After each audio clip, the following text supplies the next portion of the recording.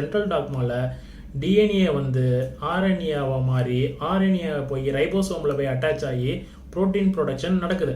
இப்போ வந்து டிஎன்ஏலேருந்து ஆர்என்ஏ மாறுற ப்ராசஸ் வந்து டிரான்ஸ்கிரிப்ஷன். அதே மாதிரி ஆர்என்ஏ வந்து ப்ரோட்டீன் ப்ராடக்ட் இல்லை, அது வந்து டிரான்ஸ்லேஷன். இப்போ வந்து நம்ம டிரான்ஸ்கிரிப்ஷன் ப்ராசஸை பார்க்க போகிறோம். இப்போ டிரான்ஸ்கிரிப்ஷன் ப்ராசஸில் டிஎன்ஏ டு ஆர்என்ஏவை மாறுறதுக்கு ஆர்என்ஏ பாலிமரேஸ் ஹெல்ப்ஃபுல்லாக இருக்குது.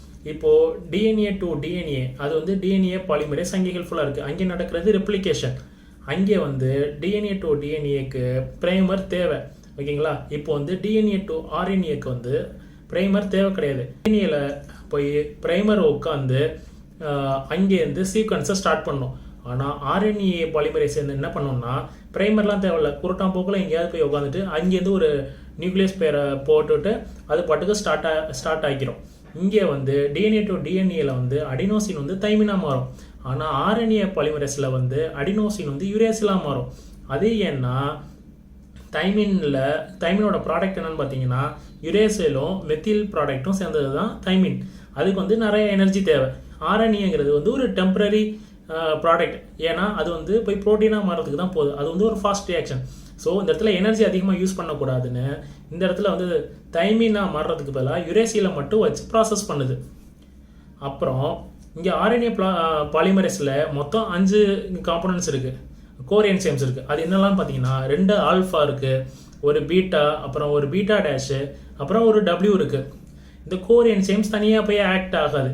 இதுக்கு ஒரு சிக்மா ஃபேக்டர் தேவை. இந்த சிக்மா ஃபேக்டர் போயிட்டு எந்த இடத்துல போய் இது உட்காந்து அங்கே ஒரு நியூக்ளியோடைட் பேரை போட்டு ஒரு சீக்வன்ஸ் ஆரம்பிக்கலாம் அப்படிங்கிறத இந்த சிக்மா ஃபேக்டர் தான் முடிவு பண்ணுது. இந்த சிக்மா ஃபேக்டர் போயிட்டு இந்த டிஎன்ஏ சீக்வன்ஸில் போய் ஒரு ப்ரொமோட்டர் ரீஜன் அப்படிங்கிற ஒரு ரீஜனில் போய் உட்காருது. ப்ரொமோட்டர் ரீஜன் மொத்தம் 2 இருக்குது. ஒன்று -10, இன்னொன்று -35. 10 டி ஃபார் டாட்டா பாக்ஸ்னு சொல்லுவாங்க -10ங்கிறத. இன்னொன்று -35. ஓகேங்களா? அதை வந்து கன்சென்சஸ் சீக்வன்ஸ் அப்படின்னு சொல்லுவாங்க. ஓகேங்களா? இதை வந்து நான் எப்படி ஏன் வச்சுக்கிட்டேன்னா கன்சென்சஸ் 3, ஸோ 35. இதை வந்து இப்படி ஏன் வச்சுக்கலாம். சிக்மா ஃபேக்டரும் இந்த கோர் என்சைம்ஸும் சேர்ந்ததை நம்ம ஹாலோ என்சைம்ஸ்னு சொல்லுவோம். இப்போது டிரான்ஸ்கிரிப்ஷனில் 3 பேசஸ் இருக்கு. ஒன்று வந்து இனிஷியேஷன், இன்னொன்று எலாங்கேஷன், இன்னொன்று டெர்மினேஷன். இனிஷியேஷனில் முதல்ல என்ன நடக்குதுன்னு பார்க்கலாம். இனிஷியேஷனில் மொத்தம் 3 ஸ்டெப் இருக்குது. 3 ஸ்டெப்பில் ஸ்டெப் 1ல் என்ன நடக்குது அப்படின்னா ஸ்டெப் 1ல் டிஎன்ஏவை 2 பார்ட்டாக அந்த ஹெலிக்கலை அன்வைண்ட் பண்ணுறது தான் ஸ்டெப் 1.